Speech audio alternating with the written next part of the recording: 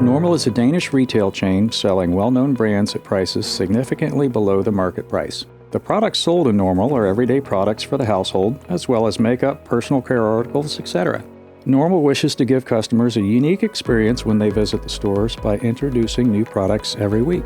The first store opened in April 2013, and by the summer of 2017, more than 80 stores had opened across Denmark, and the first 2 stores had opened in Norway. Situationen i Normal var, at vi var rigtig begrænset af Excel. På den tekniske side, at vi kunne simpelthen ikke håndtere vores datamængde i Excel, men også på sådan den brugerflademæssige side, så rent funktionalitetsmæssigt fik vi ikke det ud af Excel, som vi gerne ville. Vi endte med rigtig store rapporter, som vi ikke rigtig kunne afkode og få den der information ud af. Men så udviklingen har nok været, at allerede sådan med første spadestik, jamen, så er vi allerede meget dybere nu, og vi kan begynde at kigge på nogle af de ting, som skal drive vores performance. En af de store ting, hvor det skaber rigtig meget værdi for os, er faktisk på vores vareanalyse side. Når vi gjorde det, jamen, så var det et rigtig stort datatræk, for at vi kunne lave det. Det betyder, at vi faktisk kun gøre det en gang om måneden, for det ligesom gav mening, at ikke skulle bruge så meget tid på det. Men giver det mening for en butik at så kigge tilbage på varer, som nu er en måned gammel? Det gør det ikke så meget, men den information, den er on demand nu, så det kan du gøre hver uge.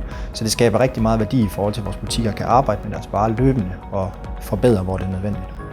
Måden vi angriber hele problemstillingen omkring at opbygge de her rapporter, så det skaber mest mulig værdi for brugeren, og selvfølgelig også for virksomheden, det er egentlig, at vi lader formålet drive opbygning af rapporter. Så det vil sige, at i stedet for, at jeg kommer til en og siger, hvad skal du have i en rapport, så snakker vi om, hvad er det for en analyse, du har behov for at lave, og hvad er det for nogle, hvad er det, du gerne vil have ud af den, og hvad er det for nogle handlinger, du skal gøre på baggrund af det. Vi valgte egentlig at gå med Capacity som leverandør på Data Warehouse, og så Target på leverandør af frontenden, egentlig af forskellige årsager. Hvis vi tager Capacity først, jamen det var egentlig fordi, de havde de kompetencer, som vi efterspurgte, de kompetencer, vi havde brug for. Men de havde også en retail-erfaring, så de kunne påvise, at de havde løst opgaven før, og de havde nogle kunder, hvor selvfølgelig de også opbygget noget erfaring igennem i form af deres behov. Men også på et helt personligt plan, jamen, så følte vi, at de var et rigtig godt match for os at arbejde sammen med. Vi var egentlig rundt og se en del forskellige frontends, men Target dækkede vores behov. Og det var både i funktionalitet, men også visuelt, men også i funktionalitet sådan som PDF-burst. Det mangler vi i nogle af de andre, at vi kunne burst nogle rapporter, du kan skedulere nogle rapporter, den sætter dem automatisk ud. Så det var meget af de funktioner, egentlig, sådan generelt, så dækkede det egentlig vores behov. Hvis jeg sådan skal give et godt råd med fra den proces her, så er det meget at lægge en strategi for din BI. Og ikke bare gå i gang og så lave det sådan ad hoc. Jamen find ud af, hvor det er, du gerne vil hen, og hvordan du kommer derhen, så du sikrer, at løsningen den rent faktisk også bliver bedre end det, du havde før, og det ikke vokser sig til sådan et monster, der er ingen i virksomheden, der gider røre ved, og ikke nogen, der ved, hvad rigtigt er i. Hvis du skal gå understøtte din strategi med BI, jamen, så skal du også have styr på, hvad der er i BI'en og hvorfor det er der.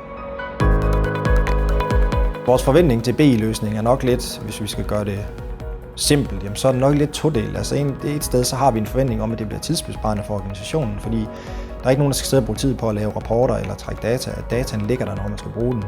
Og det kommer selvfølgelig også til at afføde, at når vi har den nødvendige information tilgængelig, jamen, så kan vi bedre tage nogle handlinger på status i vores forretning, hvis man kan sige det på den måde. Så vi er mere agile, og vi er hurtigere til at reagere på vores forretning, så må det ikke også kroner øremæssigt, vi kommer til at se, eller det er i hvert fald forventningen.